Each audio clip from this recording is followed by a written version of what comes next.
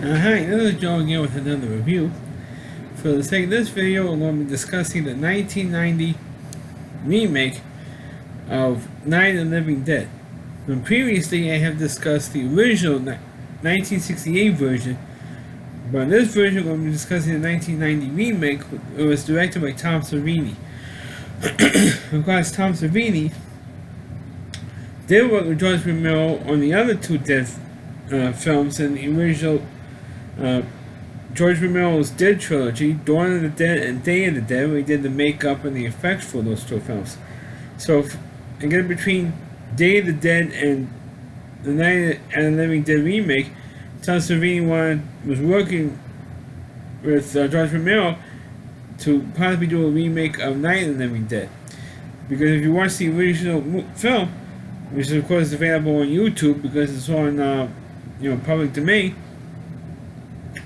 there was a lot of continuity mistakes. The film was very grainy because 16mm film they were using for this movie, original movie.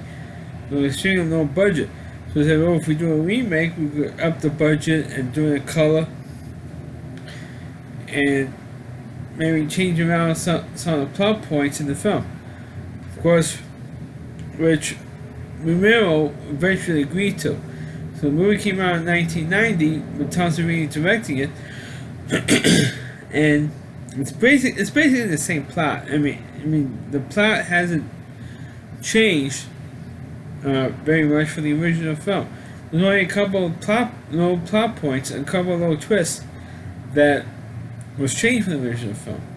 Most notably is that it's not some stranger's house that these people were hiding in. It happened to be, and that's one of the twists. Twist number one, there was Tom's, the two young lovers in the film, Tom and Judy. It happened to be Tom's uncle's house he was staying in. That's some stranger's house. So there's one variance. The other variance is that, or the major one really, that Barbara kicked ass in this movie. Of course, in the original film, Barbara played with Julie Corday in the original film. Most of the time, after of course the original sequence where she was in the cemetery with Johnny, they said, "Oh, they're coming to get you, Barbara." As a matter of fact, they recycled that line in the remake.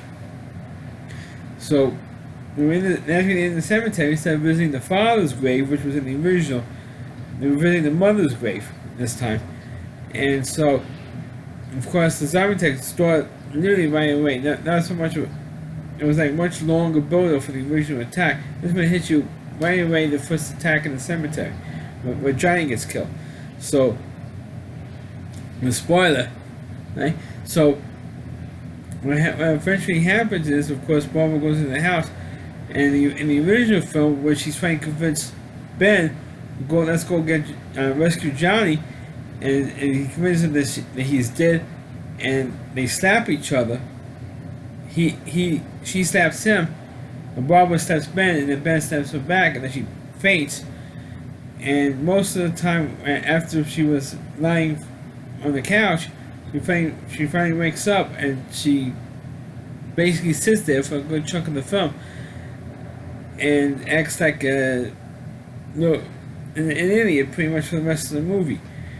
Well, in the original film, they kind of inverted that, and she was kicking ass. She was like the Sigourney Weaver of this movie. I'm talking about her character she played in Aliens, Ripley. She acted more like Ripley than Sigourney Weaver did in Aliens, in the original Alien film. So she was really kicking ass in this film, and it kind of changed that bit. And it was kind of like a nice change in this film. Of course, the biggest thing is there was a constant fight between Ben and Mr. Cooper, more in the remake than the original film. I'm not saying that it was in the original film, but they hyped it more. The fight between the two of them. And of course, what happens is, of course, in this film, Ben and Mr. Cooper ended up getting into a shootout, because in the original film they only had one gun in the house. This time they had multiple guns. They had about 3 or 4 guns in the house, And so of course Cooper and Ben both got a gun, and they start shooting each other. And Ben actually does get shot, and he does die in this film. But he doesn't get a shot in the head. Like in the original movie, he gets shot in the gut. Anyway, he does turn into a zombie in this film, which he did in the remake, which he didn't see in the original. And of course, what happens is that Barbara in the original film, when the zombies do attack at the end of the film, she gets yanked out of the house, and you never really actually saw what happened to her. Now you see what happens to her in this film, when she actually runs out of the house when the zombies do attack, and the zombies for some reason left her alone, and she ends up running to the local, gangs who are shooting at the zombies. So she joins up with them, and she starts shooting some of the zombies, and she can get back in the house, and she found out that Ben turned into a zombie, and unfortunately one of the other guys had to shoot him. Like in the original movie, you never actually saw him turn into a zombie. This one, you see him turn into a zombie. And of course, the person who was left standing in the house was ironically Mr. Cooper, who was hiding not in the basement, but in the attic. So they kind of inverted that as well. And Mr. Cooper was the one who lived. And he says to Barbara, "Oh, you came back for us." And then she ends up shooting Mr. Cooper because he was being such an asshole through the whole film. So that's how they introverted it. And she says, "Oh, there's another one for the fire," which is, of course, was the last line in the original film. Like I said, they did recycle some of the lines from the original film in this one, including, of course, one of the more other famous lines. They're dead. They're all messed up.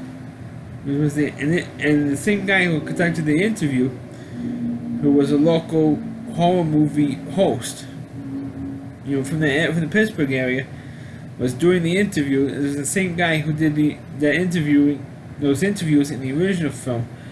When he's talking to a local sheriff, and the sheriff said, "Oh, they're dead. They're all messed up."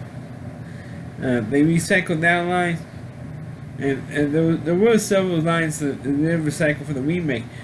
But the remake it was good for what it was, but the original, of course, is the better one.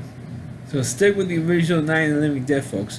So that's my review of Night of the Living Dead, the 1990 remake. Please click on the video, please rate it. Please subscribe to my channel, please forward this video to your Facebook pages. You can check out all my reviews on my YouTube channel at rowdyc.com, so on WDY.com. That's a homepage and another reviewer. Please see more, and please check out all of his videos on his website. Thanks for watching. Catch you next time.